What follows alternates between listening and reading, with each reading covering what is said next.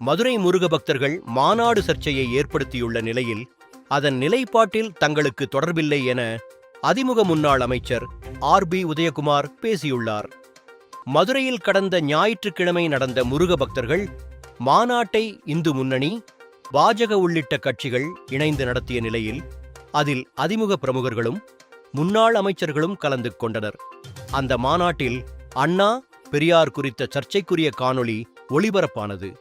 ஆனால் அதற்கு அதிமுகவினர் எந்த ரியாக்ஷனும் செய்யாமல் அமர்ந்திருந்தது பரபரப்பை ஏற்படுத்தியது. இந்நிலையில் அங்கு ஒளிபரப்பப்பட்ட வீடியோவின் கருத்தில் தங்களுக்கு எந்த உடன்பாடும் இல்லை என்றும் கூட்டணி உறவின் அடிப்படையிலேயே கலந்து கொள்ள சென்றதாகவும் அதிமுக பிரமுகர்கள் பேசி வருகின்றனர்.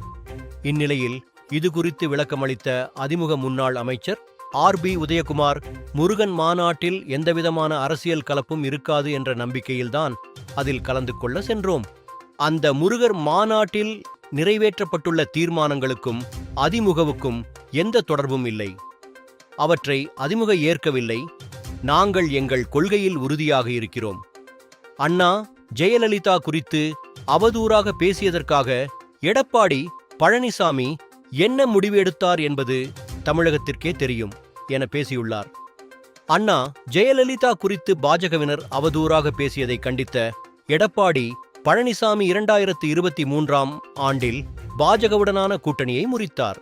தற்போது அப்படியான நிலையை உருவாக்கிக் கொள்ளாதீர்கள் என பாஜகவை ஆர்.பி. உதயகுமார் மறைமுகமாக எச்சரிப்பதாக கூறப்படுகிறது.